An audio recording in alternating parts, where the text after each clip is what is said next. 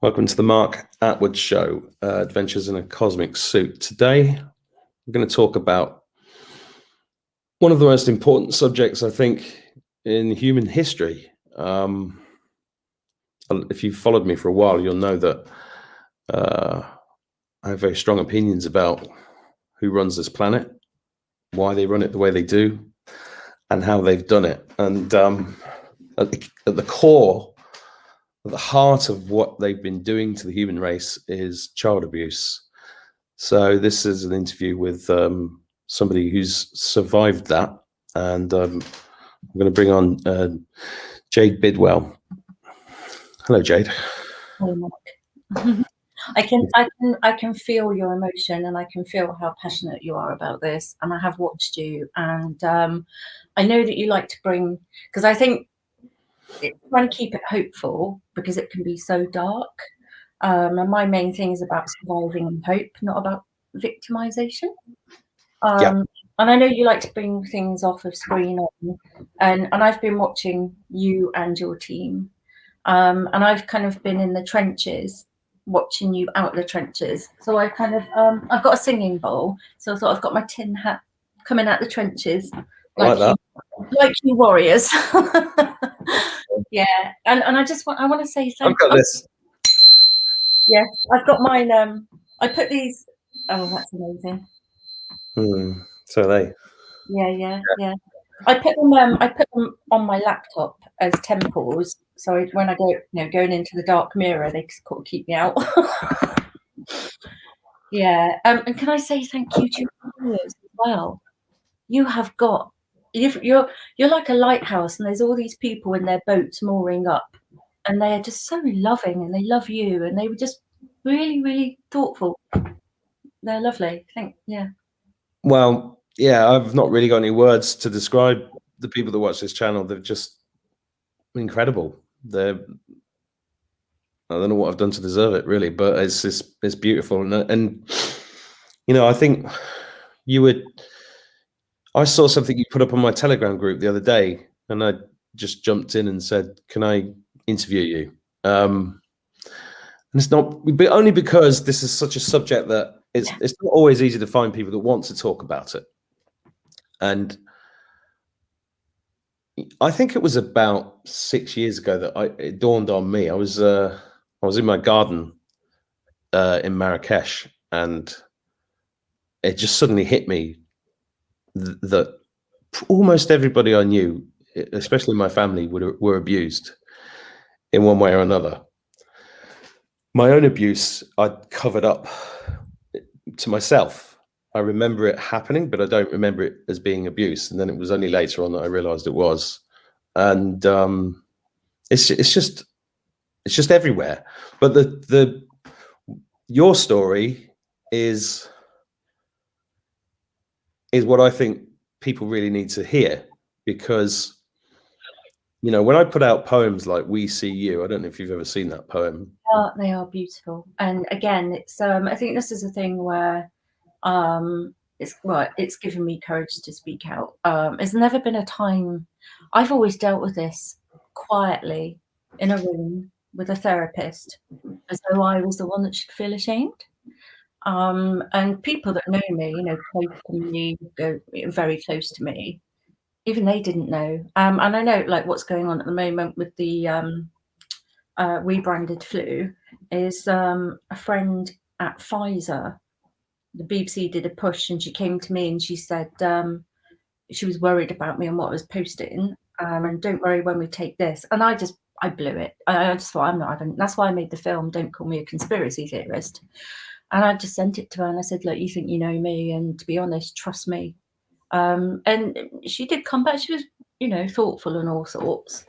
But the brainwashing, which is what I survived, it's realizing it's so thick. Even people that know my story still can't believe what's going on. Well, this is what I've found. People just I remember talking to a guy, and he would go, "Why are you so bothered about all the child abuse?" I said, "What? Why are you not? Mm. You know, this could be you. It could be your children. And I don't even know where to go there. And it's like people just, they literally don't believe. They literally don't believe that the Yeah. government's trying to kill them. They don't believe that this stuff goes on. They don't believe in Satan. They don't believe in any of it because And it's too much for them to cope with. They do this. even my partner. My partner, I mean, when I'm dealing with this, he's my greatest witness, because when it hits me and I relive it, it's like a child part comes out, because my mind was split with torture. They're kind of actual literal extensions. The way I describe it is like Russian dolls. So a healthy person goes up and down those, dolls, whereas trauma comes in, and the extent of trauma I had, those dolls pop out and they're lateral. So there's kind of distinct bits of personality. It's like down a barrel of a gun, different bullets, and only one is looking down. So when I'm dealing with a trauma, so if a small part is traumatized, I mean, I've had great support. So it's kind of like building a muscle. When I first remembered, it took me almost 7 months to deal with the first memory, whereas now I can deal with them in a day. I've built that muscle. And it's he will witness it. I will be reliving what's happening, and he's with me, and then I grieve.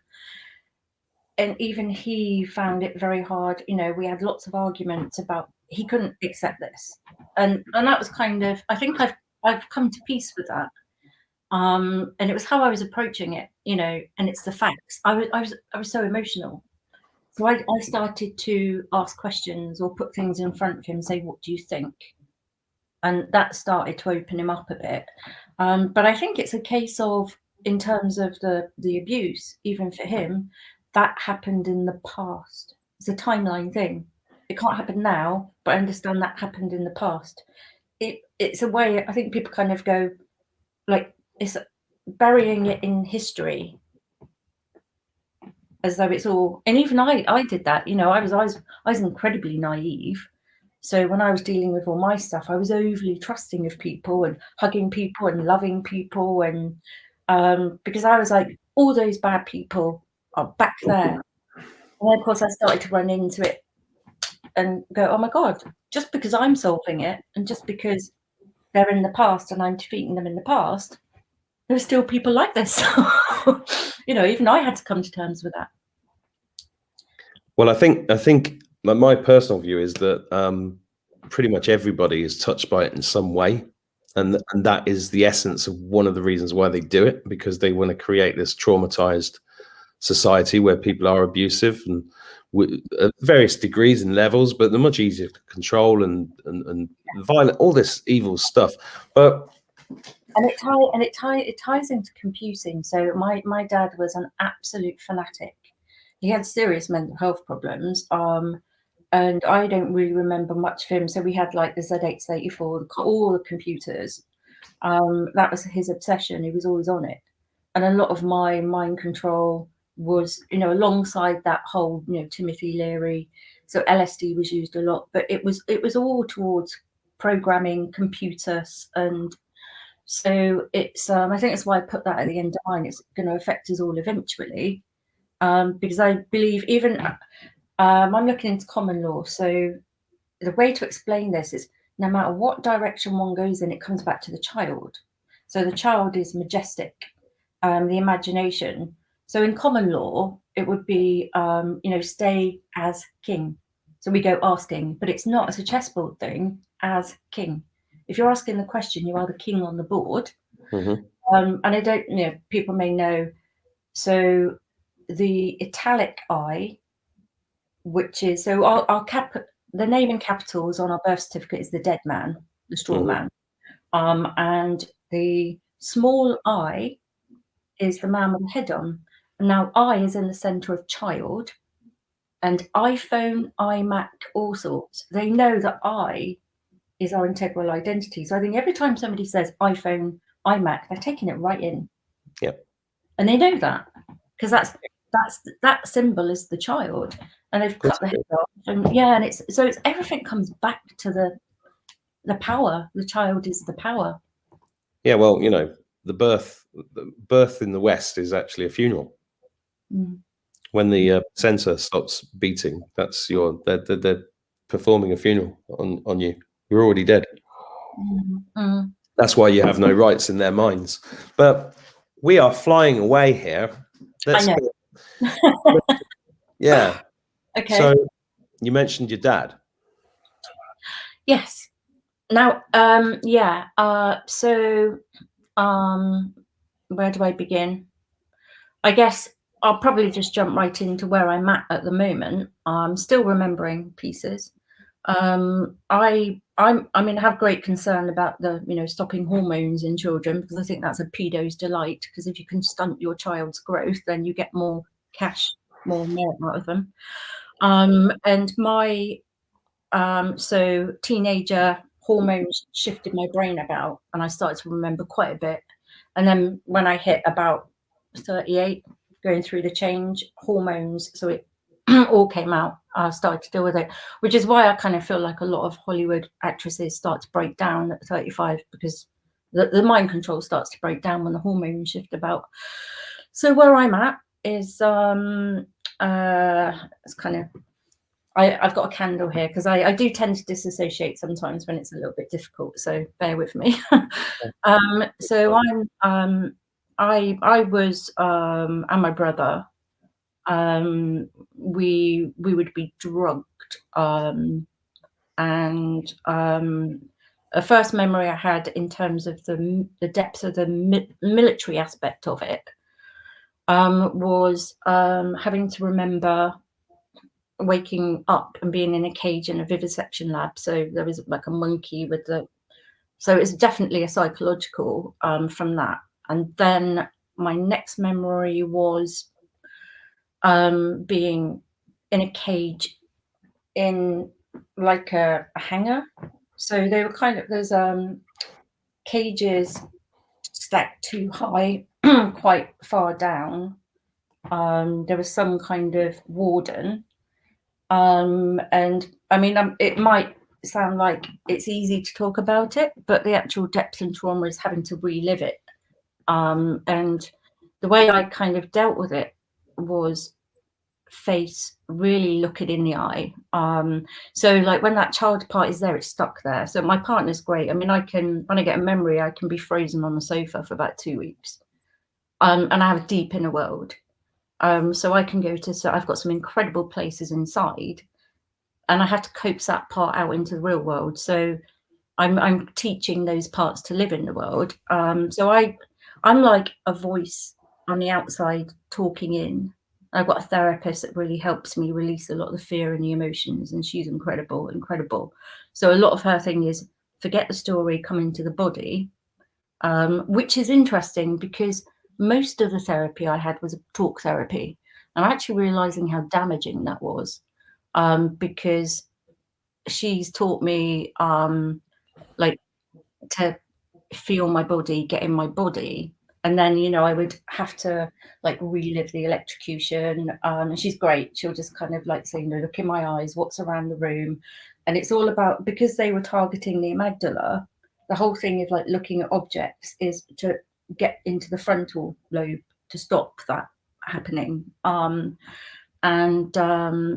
yeah, having to feel the emotion. So I'm a filmmaker by trade.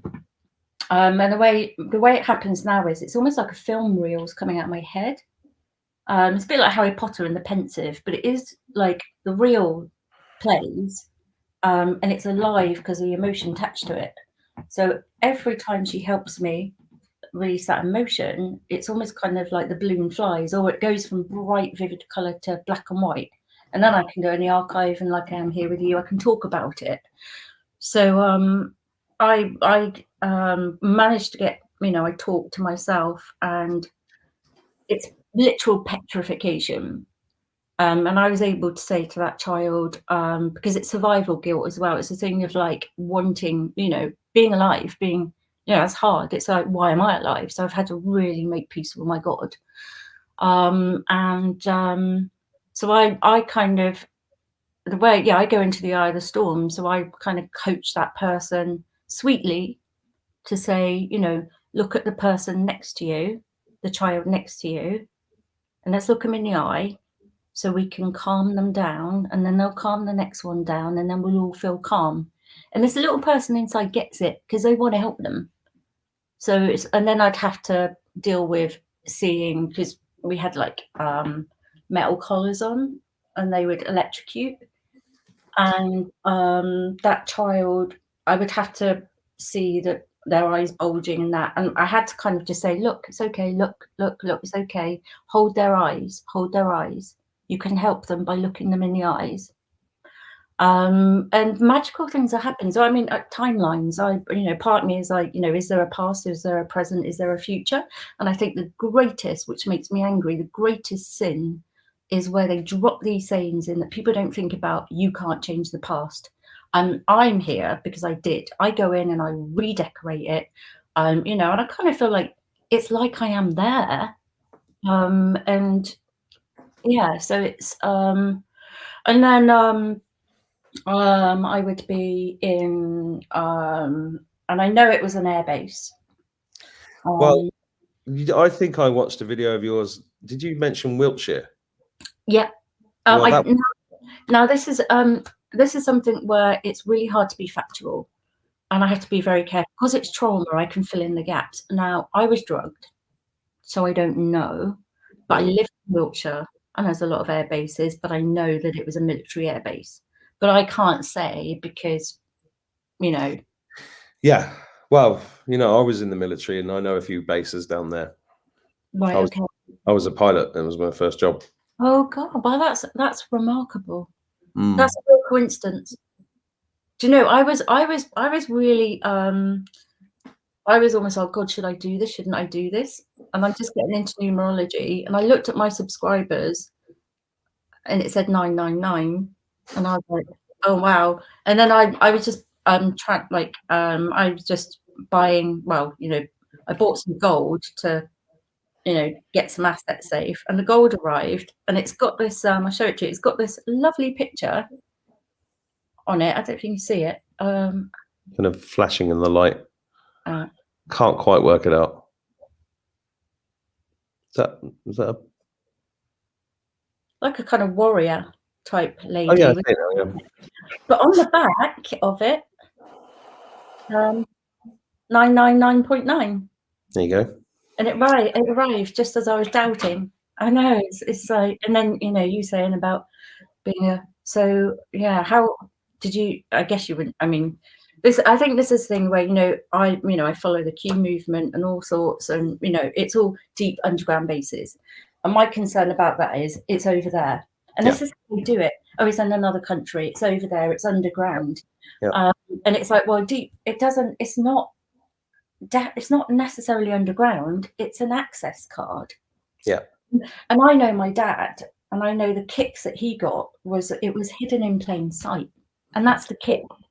That's how they get off on it.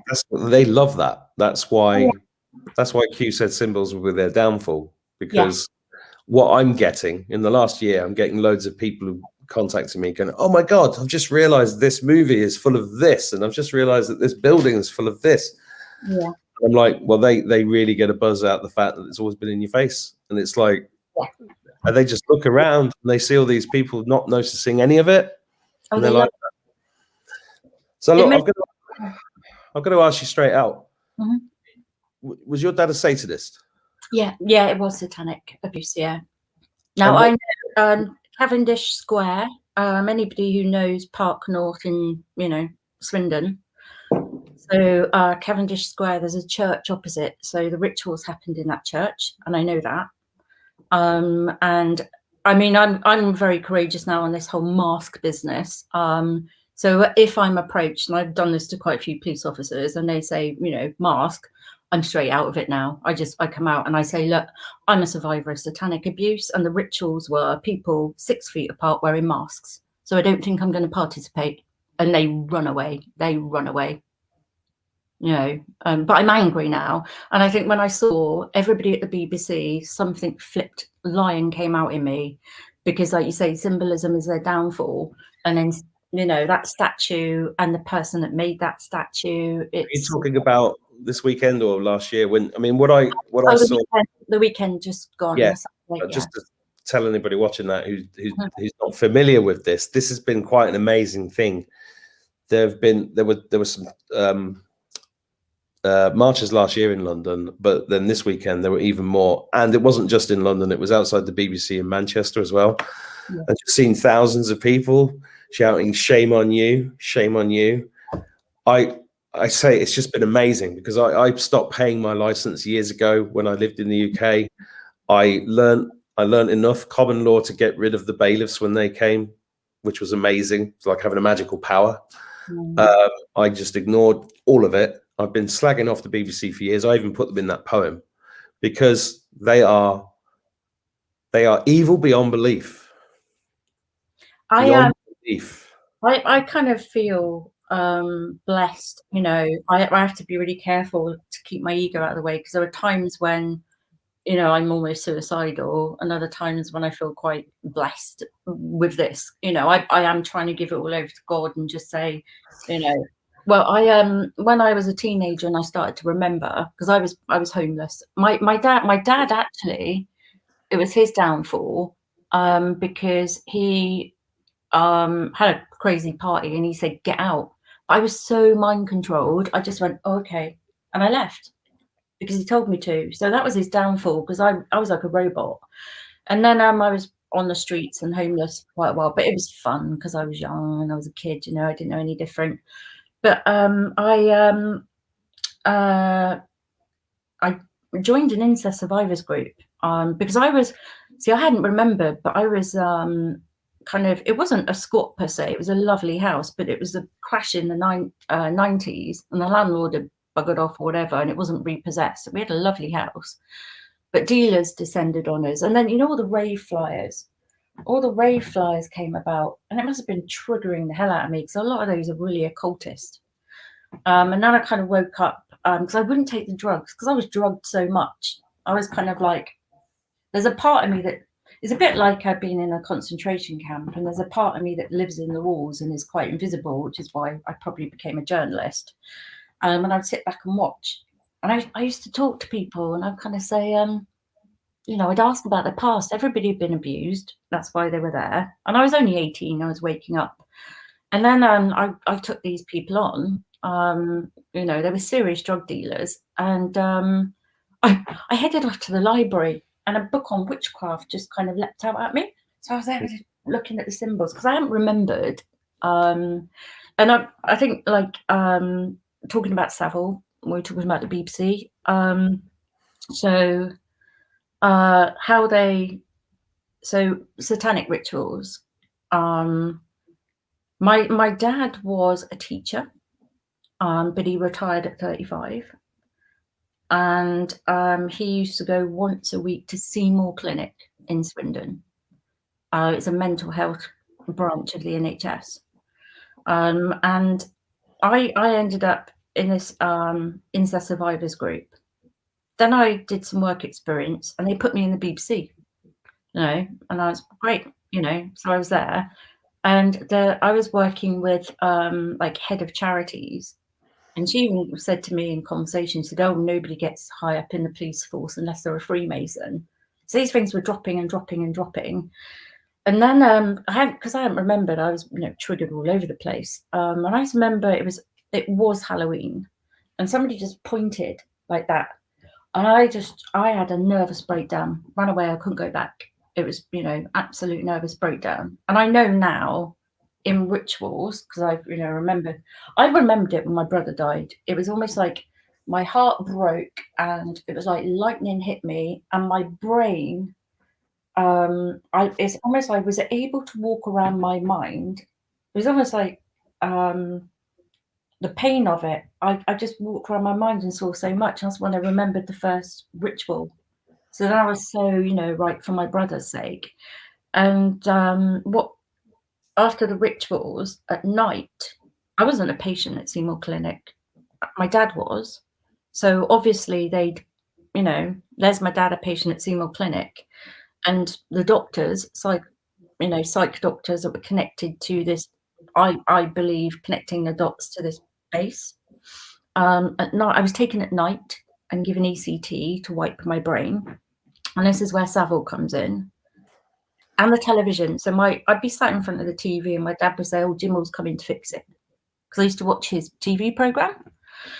And then and it's hard, it's kind of remembering because it was so traumatized. I couldn't even describe my dad's face. I was that traumatized with him. He was kind of a blur. And they said to me, if I ever spoke out, then I would be thrown in with the mad people. And I was put into a room and Savile was in there.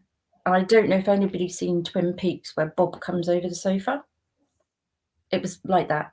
And I can't remember. It was Savage, which is Savile Savage probably. And it's a blur. It's like a shark attack. And I can't remember anything of it but that.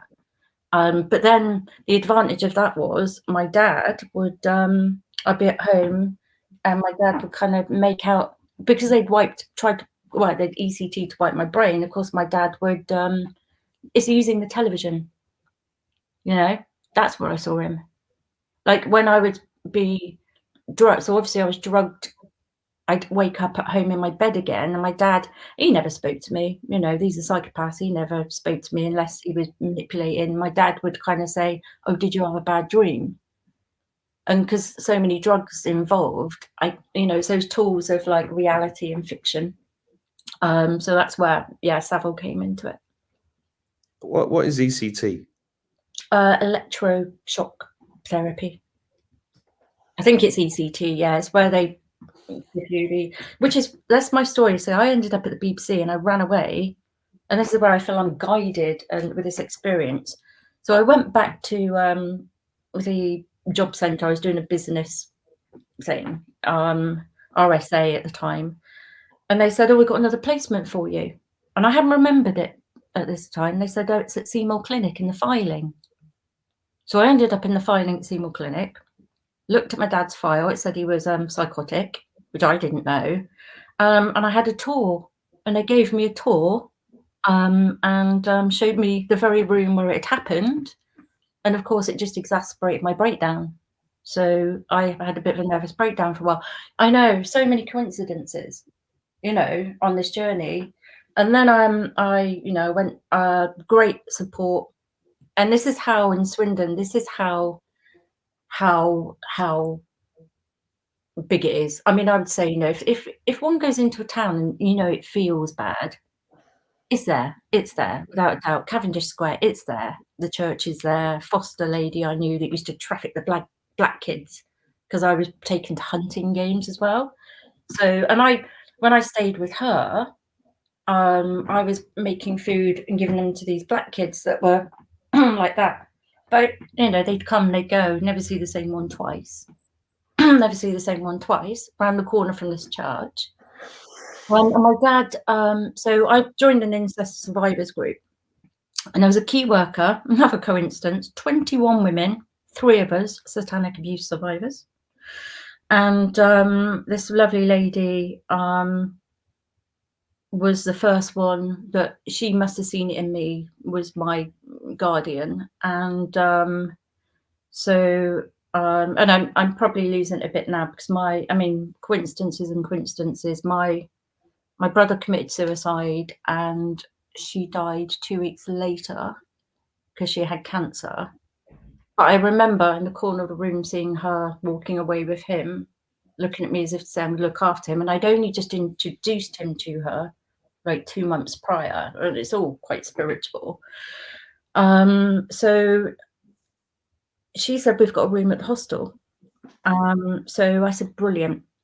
I was living at my mum's, and my mum was involved, my stepdad, and so I moved in there. And the school my dad used to work at was just over the road of this hostel, and the manager wanted to be my key worker, and she said, "I'm really concerned. He's adamant. He really wants to be your key worker."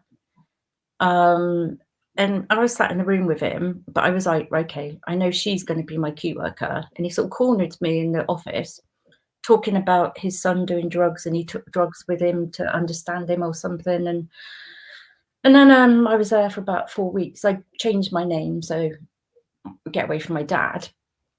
And my dad turned up at the hostel. And this manager said, "Oh, I bumped into your dad on the bus."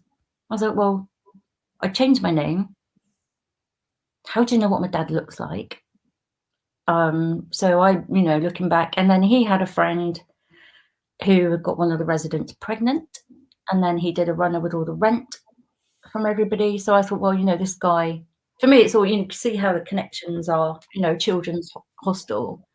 This man knowing my dad and telling my dad who comes to get me. But we managed to, so I joined the board, we managed to get rid of him, and the whole place changed because my key worker became the manager, and we completely turned that hostel around. But I think it just kind of shows how rife it is, how kind of rife.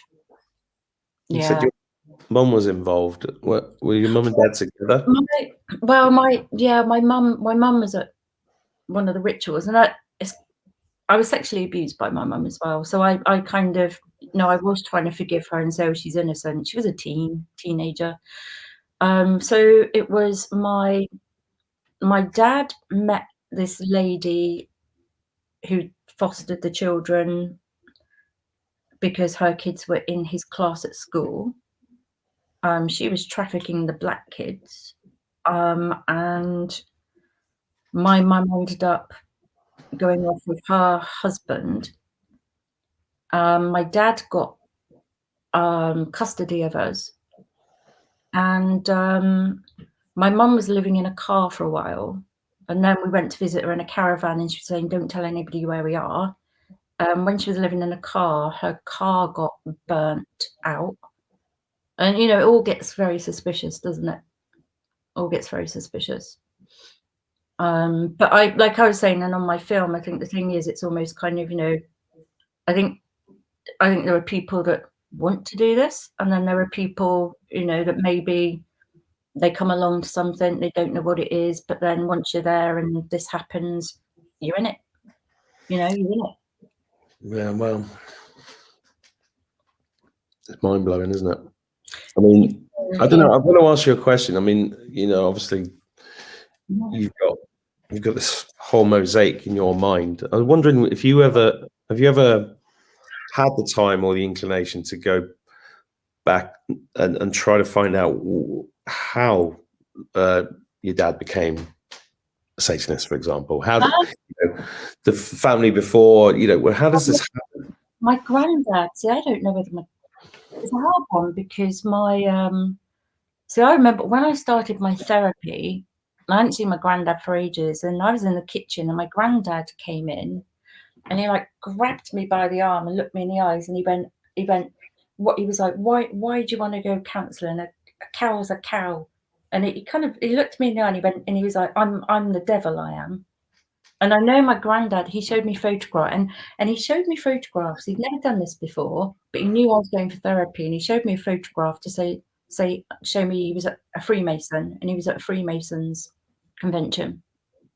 So, it's multi-generational, really. Yeah. And he was raised in a Catholic nunnery type, so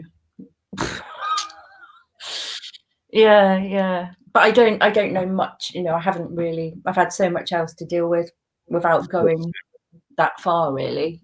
Yeah. I think the only reason I'm asking is because I think I was telling somebody that I think I told a friend that I was going to be doing this interview. And the first thing they said was, "Yeah, but can you trust them?" And I said, "What kind of a question is that?" But this is the issue. No, but I ask myself that. Yeah. Because this is trauma. So I mean, I've had times, because it's shock and stuff. I'll have times when I'm having a bit of a flashback, and I'm like, I'm trying to get attention. I'm just trying to get attention, and then I say to my brain, "But you're the only one in the room." Yeah. And that's how I defuse that, because I can be like crying, panicking, or whatever, and I'm like, yeah, but you're the only one in the room, so how can you be getting attention if it's just you? And that, it is there, because I mean, I deal with the shock better, but it is I've had to go through the trusting myself, and that's what this is all about. I think at the end of the day, if I can trust myself, I've got my inner tuition, That's all I want, really. So, I think one of the apart from hiding it in plain sight, one of the you know, I don't want to use the word brilliant things about it from their point of view is that you've got all of these people that grow up, if they do survive, who go through what you've just said, and yeah, well, and yeah. then and they're very, very easy to dismiss. Super easy to dismiss. I mean, you only got to look, you know, look in the papers when they talk about alleged thing. Well, that was all in the past. You know, that was all in the past, and you know, it's all alleged, and they've made it all up, and people just buy it. I mean, you look at Theresa May and all these politicians in the last 10 years that were supposed to be opening up all these cases, the Dolphin Court stuff, the Elm House stuff, the all of that. Just sort of they know how to ride it out, don't they? Yeah, and there's and I think it's all the gatekeepers as well. Oh, they're everywhere. I went because it's the survival guilt and speaking out. So my therapist was as well. I know we've really discussed this. So I made my film without my face, you know, because it was almost like and you know, and I went to Unseen in Bristol, and I spoke to a guy that's got an OBE there, and they deal with human trafficking. So I was like, great. That's not a good sign. Well, I was like, oh, great, I'm going to talk to them. Maybe I can volunteer and I can help out because I just needed to do something. So I was like, right. And he came into the room, sat down, and I told him, and I said, look, I've got evidence, physical evidence, and I'll talk to you about that in a minute. And he was just like, he said, I know. He said, well, it didn't blink an eye really. And he said, oh, it's not unusual. He said, you know, most people think that, you know, they stereotype it. He said, I get more lawyers and high profile, high functioning people that are remembering that have been through this. He said, because like me, what they've done to me, I'm a high functioning person, you know, so it's like, you know, I did journalism in Hollywood, so I've coordinated Empire magazine, and you know, so I am a high functioning like my dad. Basically I was built like to, if my dad said do something, I had to do it. And I've had to learn if somebody tells me to do something, so I've nearly broke my back because it's a task, I have to do it. So basically he's given me a gift that I'm an absolute solution orientated person, because it's life or death if I don't do it. And that's why my partner helps me, you know, and it's great as well because, well, not great, but I can be on the floor crying and shaking. And he said it took him a long time to get his head around it. So I'd be like reliving the electrocution or some trauma. And then within half an hour after having a good cry, I'd be like, oh, do you want a cup of tea? And off paint in the shed. And he'd be like, but that's kind of how my brain works, you know, because it rotates. Yeah. Which is, you know, I've got it basically he's turned me into a superhuman in terms of the things and capabilities that I have. But it's the self-esteem. So this whole thing is about, well, what do I want? And I deserve having what I want, rather than being pulled all over the place at the beck and call and command of other people. So yeah, that's the challenge. So Jade, you know, you've talked about being in cages, electrocution therapy, metal collars, possibly military base, possibly on the ground, satanic rituals. Can you talk about what happens at those rituals, or not? I know, I think all I can say is what I've remembered, and then I will not go into those rooms because I'm not ready. But what I do know I can share with you. And then it'd be nice to move off of it quickly because I'll need that. I'll hold the crystal. You don't have to, and it's not a voyeuristic thing. It's simply that people just don't understand. They don't, and some people are watching this have never come across this sort of information, and they literally can't. You know, is it like Eyes Wide Shut? Is it like, you know, what is it? It's no, I mean, it's a dangy place. It's, I mean, you know, masks, robes, But I mean, the sense I get from it is like my dad, it's almost kind of like robot wars, you know, as people showing off the robots. Wow. So I mean, my dad, you know, he'd squeeze the back of my neck, put a knife in my hand, and then I would be commanded to kill a child. And I could sense his pride because it's like showing off, you know, kind of like robot wars. Really, that's how it seemed. You know, it's a mind control. You know, it's kind of like, you know, this is what I can do. This is what, you know, I've created. This is what I've power command.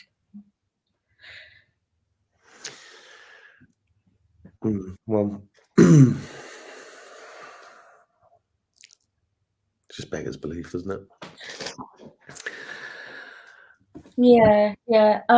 But you know, I think the thing is like the hope aspect of it. I mean, I have had to, especially of late, you know, pray, find my spirit. I've done every spirituality, Buddhism, Jehovah's Witnessing, Catholic, you know, I've always had a curiosity. And I'm just getting into like God. And I used to do transcendental meditation. So my teacher had been taught by Maharishi and all the Beatles and all that. And I've only just lately learned that that's a kind of psyop thing because you're given a word. So I thought, okay, I've been for 20 odd years using my mantra and I replaced it with God. And it was incredible because it's the words, you know, the structure, the G-O-D. And that was more powerful because when I was given, my mantra was quite flat and, you know, and I just thought, God, I wonder if that's been infiltrated as well. Everything has. Yeah. So I just kind of say the word God over and over and over. And it's like you know, the power and the resonance of it is really, really good. But I've had to, like, smaller parts in me as I've tried to go, oh, you know, God, because probably because it's a man and it's an authority figure. So my feminine side I've kind of worked on. This masculine side, you know, different sides of the body, I've always had a bit of a problem. So bringing in an icon of a man that is higher than me is a bit of an issue, trust-wise. So I kind of went in and I let that little part in me, you know, talk. And it's really innocent, really sweet. And it's like, well, asking questions, why would he let that happen to me? You know? And I've had to answer that. So I would just sit by and go, well, that's a really good question. No, I ain't got the answers. I say, that's a really, really good question. And then I'll hear a whisper. And what I would hear is, because to know the enemy, to understand the enemy, you need to know the tactics. You almost have to be them to know them. Mm-hmm. And then the one inside's like, oh, I get it. You know, I get it. So you can defeat them if you know them. So it's almost like, you know, the feelings are horrible, but they're just feelings. And it's the art of letting go. Like, and my therapist, you know, not being afraid. Like, if I have to shake all the time, fine. Or if I have to cry, fine. And like, I know I said in my film, so like my partner, we've been together. I mean, he's a gladiator, you know, he's amazing. We've been together 4 years. And I would cook, and he'd come over and we'd be fine. And then as we got closer, I was making the food, and then part of me would take over and cause an argument with him, you know, blindly to get him out of the house. But part of me didn't want him to go.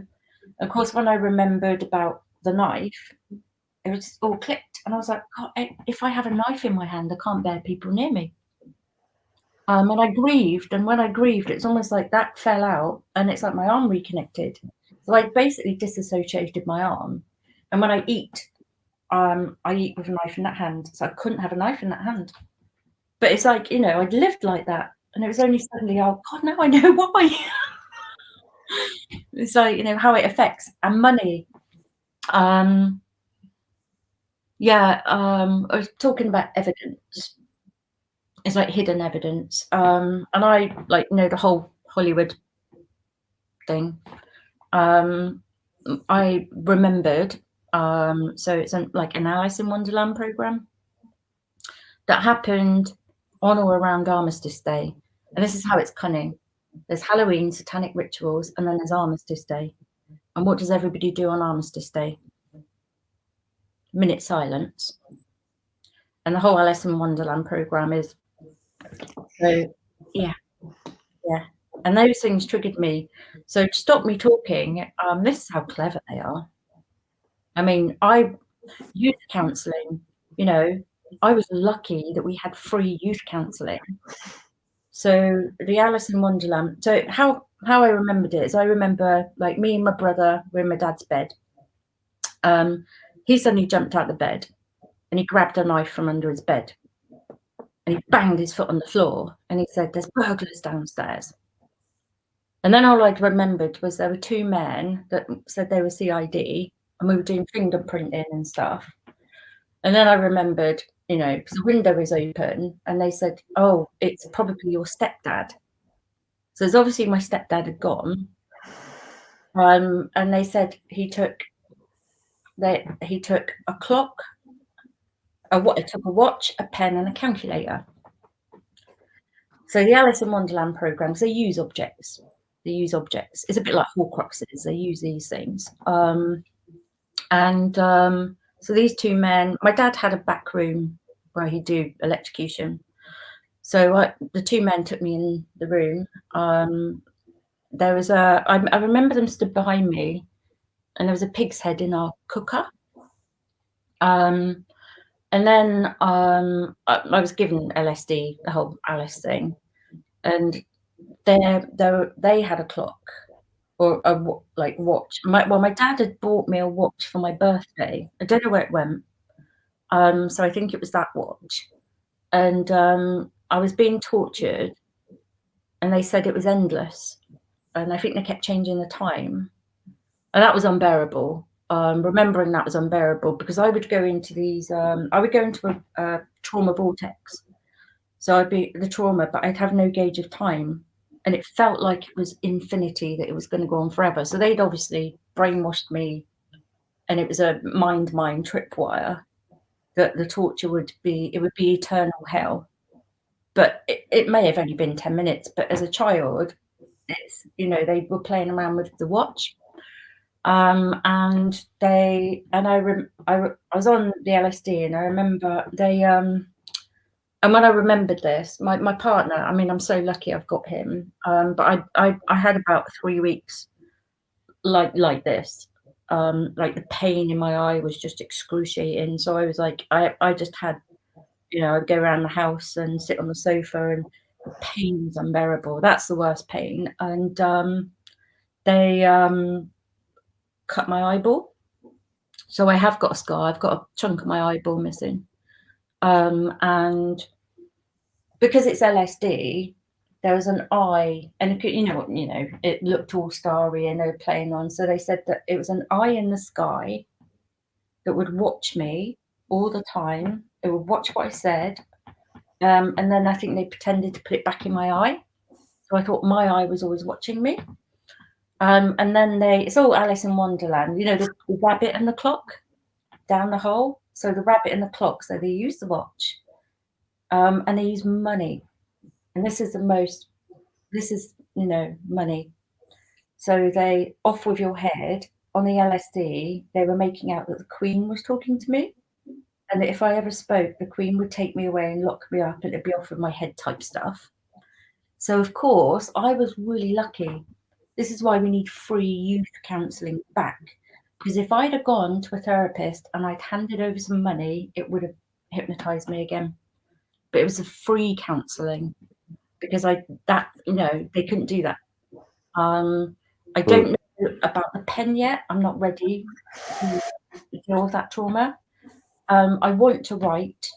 I mean, I could do it on a computer, but I find it hard writing. So I'll start to write, and then I think the pen. I don't know what the pen is about yet, and I'm not ready for it, to be honest, at the moment.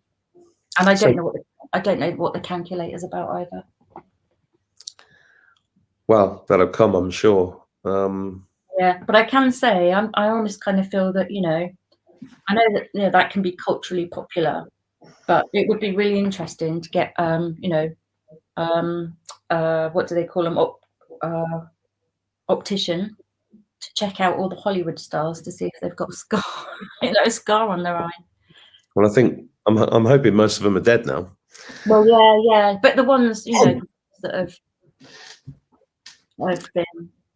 So, Jade, what do you want to happen? Why have you decided to be public about the story, and what do you want to come from it apart from your own healing? Very, very, very good question. I maybe it's part of my survival guilt. I suppose all those children, my brother, and I think, you know, the whole Q movement. You know, nobody can verify it or validate it, but I think, you know, I've seen on social media where people have been saying it doesn't happen. So I think for me, I know how much that's affected me, even though I know it does happen. So I think it was more of I want to validate people like yourself. I want to come out and just kind of give additional validation, to give extra inspiration and flight in the wings, to, you know, to not only validate that it happens, but validate that it's not over there. You know, I was on a council estate in a row and it was happening, and then we moved and my dad bought a house on a nice private estate and it's happening. So it's almost, it could be next door, you know, and it's lawyers, and it's, you know, it's not some, you know, it's you know what I mean, don't you? It's actually, it could be anybody that's been through it. And it's that close. I think it's that kind of thing of saying it is closer than we believe it is. Well, I was surrounded by it as a child. Mm-hmm. I'll tell you this story, and this is a story for anybody else as well, but my dad was abused by the lay preacher, and it was much worse than he told me. He told me a version of it when I was a kid, but he died when he was 37. I found out 20 years later what had actually happened. And I said to his mum, my nan, I said, we had a bit of time together when she was a bit older, and I said, why didn't you tell anybody? And she just looked at me and she just said, we were too scared. And it was, we just looked at each other for about, and I knew exactly what she meant in that moment. Right now, you know, just doing this channel, people say, oh, you're so brave. Even doing stuff on Facebook 10 years ago, I was talking about SRA 10 years ago on Facebook, and people go, oh, you're so brave. Like, what do you mean brave? What's going to happen? Well, you know, they'll come after you. And I'm like, well, that's precisely why we should be speaking out. Yeah. And it has to stop. Yeah. I mean, I probably will. I may get, you know, some days where I get the fear of persecution and things that come up. But yeah, it's like you say, it's like, well, what, you know, what can I do, really? I mean, worse has happened. So it's like, I mean, like you, though, why do you do what you do? Why? I've got no choice. I got, you know, my own life path got me to the point where I nearly killed myself, and God saved my life and basically said, okay, I've got nothing to lose. Nothing. I lost everything. I mean, yes, I've got children, but they're their own people. I don't care if I die doing this. That's the thing. I got past the fear of that because I've already nearly died loads of times anyway. And I got to the point where I nearly took my own life. And when I got to that point, that's the biggest prize for them. That is the biggest prize for demons, you to take your own life. Because I was a cyanide program was built in. So when I was taken into the lab, I can't verify it was for adrenochrome, but there were big needles put in the back and like siphoned, and you know, so for me it all adds up. You know, why would you have all these kids in cages, electrocuting them and then siphoning? You know, why would you do that? But the suicide program, so when I've had to remember, so it's a bit Jacob's ladder, so there would be a TV, you know, using the TV, traumatizing, and then I remembered they wheeled a trolley with those old like tape, it's quite big old tape things. Yeah. And when I was remembering it, it was almost kind of, it was such a soothe and lovely voice. So I just wanted to get into the voice. You know, you kind of go all this trauma and then a lovely voice. and it just kept saying, it's okay to die. It's time to die. It's okay to die.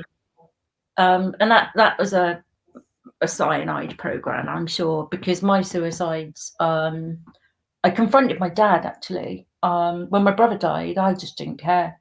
So I took a friend, I hadn't remembered everything. I was like, right, I'm going to have him. So stood in front of him and I know all about the black magic. I know all about this. And it was weird. He looked me in the eye and he said something. It was about Hitler. It didn't make sense. He looked me in the eye and he said something about Hitler. I won't say what it is because it's a, key. And then he just went, write it down. I just remember everything went slow motion. I saw my friend just going, you are the last of this. And my whole life slid out of view. I moved about 7 times and then I ended up in intensive care. It was all a blur. And he triggered a cyanide program. And I know my brother, like, it's his anniversary today. When my brother found out about the abuse, because I was going to incest survivors group, my brother, my aunt and my brother went round, confronted him, and he was on the phone saying, come and get me, I'm going to kill him. And then within a few months, my brother was dead. And I think he tripped his cyanide program as well.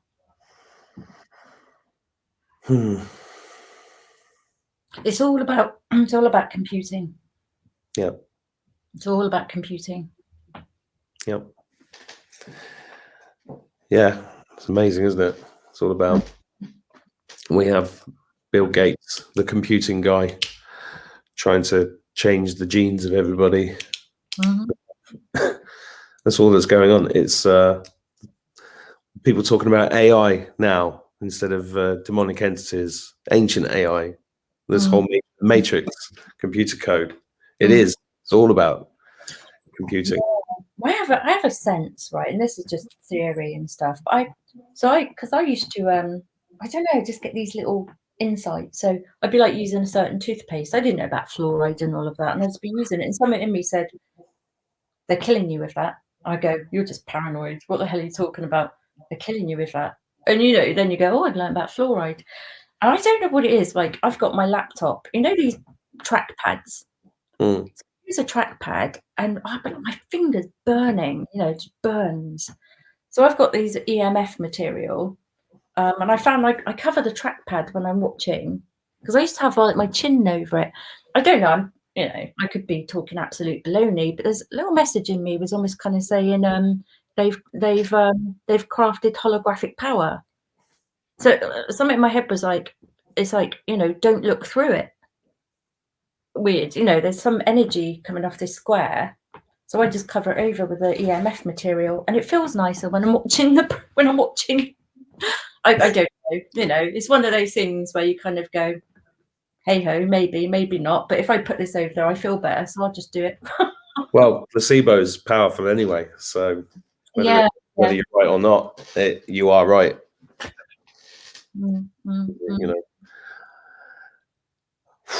Well, look, I think it's amazing that that I'm even having this conversation now, because even a few years ago, just talking about this stuff was crazy. Do you remember did you ever see the Hampstead Heath kids video? No. You ever heard about that?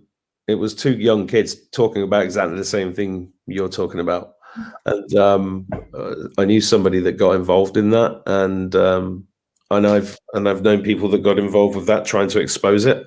And the things that happened to them were beyond belief.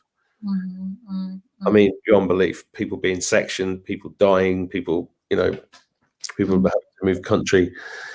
All I can say to anybody watching this is that this stuff is real. You need to take it seriously, and we should be grateful for people like Jade for having the balls to speak up about it. I appreciate it. Yeah, and I suppose, and it is, it's also kind of remembering that, like trauma, in terms of like details and connections, the hard part of this is the actual evidence. Yeah. Because, like, I'm dealing with the emotions and the trauma, So having the actual evidence, verifiable evidence, is hard because, like, my mind can fill things in, connect dots. So in terms of me saying, Wiltshire is where I believe it was, I can't, I just can't. I can't. I wouldn't have known. I wouldn't know. No, of course not. And how could any child collect evidence about something? That's impossible. But what I do know is Judgment Day is coming, and Yeah. we're in the age of truth, Yes. and there's no escape. Yeah. Right. Another interesting thing about the BBC is that the BBC seems to have been tailing me. So I went to work in insurance, and I met my husband there, and his father was a writer at the BBC. So he wrote a lot of the big things, and 15 years and all sorts. And he was quite a difficult man, a tricky man. But my mother-in-law got cancer, and she was, going to pass away. She's a very sweet, sort of Jane Austen type character, and she took me into the hallway, and she was, she knew she was going to die, and she just went, "He's a bully. He's a liar. He's an absolute liar." Because my father-in-law's eldest son became a Franciscan monk. He was, estranged from the family, and she just said, "He's an absolute liar." So I found out from, the Franciscan monk. He said, he wanted to be a writer, and he gave away his first child because he wanted to be a writer. Don't know if that's connected or not, but it just shows you some people want something so bad. Maybe it's because he couldn't afford to have it. He consequently had 3 children afterwards, and then another. But it was like the first one, he was like, "I want to be a writer." But it was almost kind of like, couldn't afford it maybe, or would have got in the way. But it's that kind of thing. You like want it so much, but you are willing to say, "I don't want that." Well, that actually opens up a can of worms about all sorts of things from even back only a few decades. The attitude towards babies and children was different, shall we say? But we are talking about a generation straight after the Second World War. I mean, I can't. This situation we're in at the moment is traumatizing people on a grand scale, but there aren't any bombs going off, and this is a psychological war. But we're not seeing arms and legs thrown around. But I just come back to the same thing. The Satanists that have been running this planet have been traumatizing us forever, and this. I'm just glad you survived and that you're here to tell the story, and that you continue to do so, because you will inspire people, and you will give people courage, and that is the only way we're going to stop this. And it's like trusting oneself. I think the way I have survived is the rich inner world inside, because it's almost kind of get real, get into reality and all sorts. Because there's 2 worlds. There's outside world, inside world, and I've spent a lot of time living in my inside, which is, you probably understand, I'm a creative, and had the most incredible. I mean, I had I was having to deal with some of the trauma, and when I remembered it, I was far away from it. So I saw myself being tortured, but I was far back. And there was this kind of big, friendly, almost Scottish, muscly type kind of, and my counsellor's great. And it was like, oh, and she went, "Just relax into it." It's like a feel, and it's almost these kind of guardians that might be my imagination, but they show up. And I had once when I was remembering the hunting with the children being hunted. And, I go into my little inner world, and there'd be these kind of Indian Americans, and they'd be singing, but it's real. I mean, that's the beauty of it. It's like the lake, for me, it's a real place. Even my partner, if I'm at times, he's like, "You all right?" And I'll be frozen on the sofa. With the PTSD and trauma, my counsellor, I have to start wiggling a toe. And and I have to convince the little person to come out, because it's like, it's beautiful in here, it's nice in here, and also not wanting to leave people behind has been a hard one. So I did a lot of, like, my dad's house was, was awful, but living there with him. But for ages, I was almost like, "I need to take you out. I need to take you out," and it wasn't doing me any favors. And then suddenly something dawned on me. and it was dealing with like a lot of the teenage trauma. When part of me just turned around and went, "Fuck no, this is your house, this is your home. You don't have to leave this place. You know, it's in my memory. You don't have to leave this place. What are we going to do?" And bam, using my imagination, where my dad's room was, where I was scared, it was like, put a cell door on there. Bam. Put a guard outside. Bam. And in my mind, I go and like, you know, I could watch him. It was safe. But it's using one's imagination. And then we got, you know, over a month redesigning, taking the house back. So it was almost kind of like, you know, it's my past. I can stay there. I don't have to run away from it. And I got to the point with my dad's room. It's like, you know, we'll burn it and then create a lovely kind of, you know, garden paradise in that room. And that has been the power, changing the past by repainting it, redefining it, and changing it, which we all can do. And that's the magic of the child, the majesty of the child, which is I feel why they corrupt it, because it's powerful. It's powerful, really powerful. Absolutely is, yeah.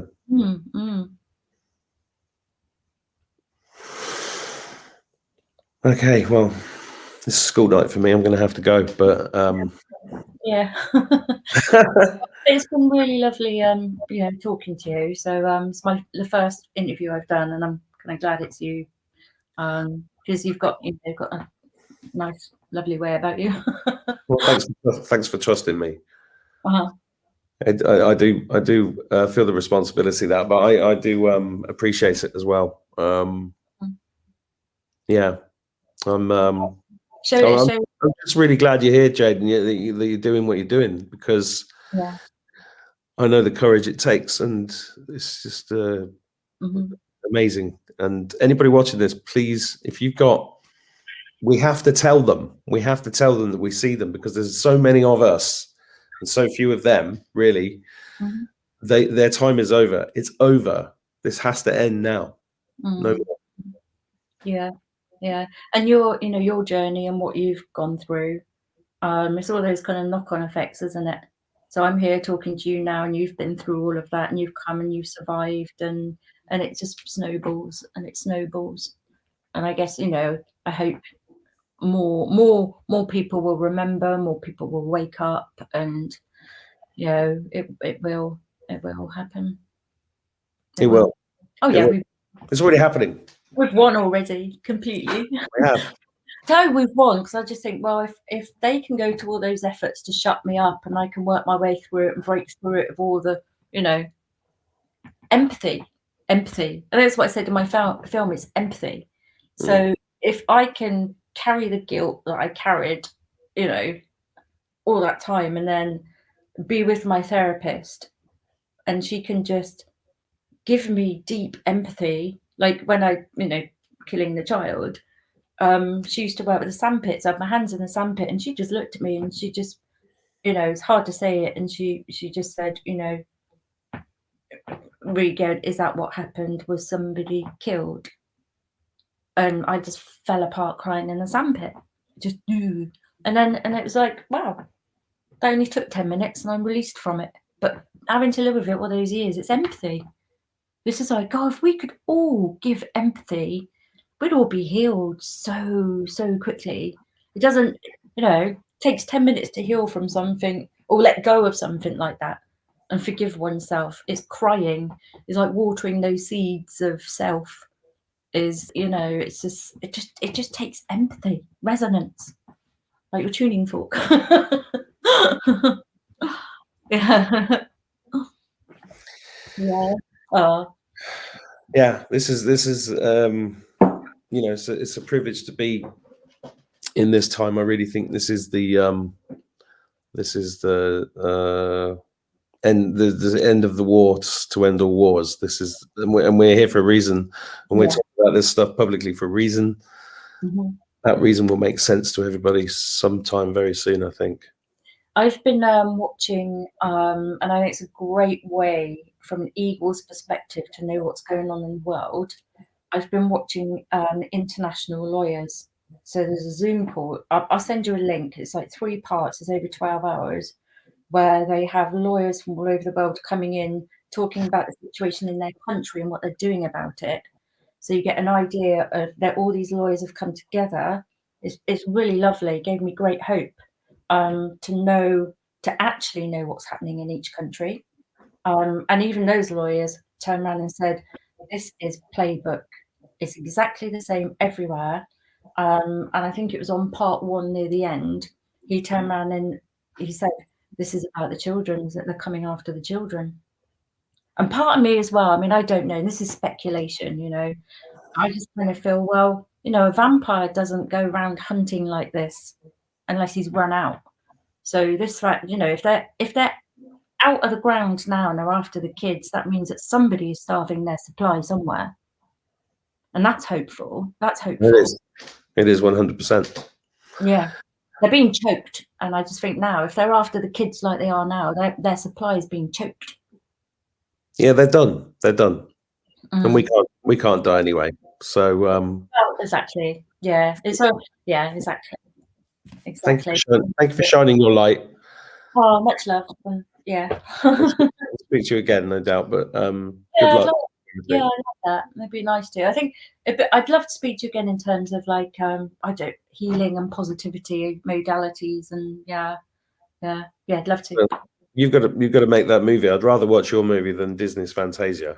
Oh, actually, yeah, Disney would be a good one to cover because well, Disney was used on me. I'm not surprised. Yeah, used on all of us to some degree, but yeah. Look, what happens with these chats is that you have esprit d'escalier and you go, oh, I should have said this, should have said that. If you do that, write a list and we'll do another one. But in the meantime, thanks for spending this time with me. Thanks everybody for watching, and take care of yourself, and God bless to you and to Paul and to your gladiatorial partner. And it's all survival and hope. It's, you know, it's kind of like, I suppose it's that sort of thing of like, actually, the darker they make it, so, you know, when they put all this stuff out and it's horrible, that just feeds it. That's why I film like I did, because it's almost kind of, no, let's tell this in innocence. I know it sounds horrid, but there is so much like innocence and beauty in it. So it's actually survival and innocence. Like, I think when people try not to feel sick about it or negative about it, or because that feeds it. So it's almost like, hopefully, I know my story is grim, but it's you know, it's more about power and survival and hope and heart, and you know, that's what I think. Yeah, it is. Yeah, it is. Okay, well, rest well. Thank you. Take care. All right, bye-bye. Bye-bye.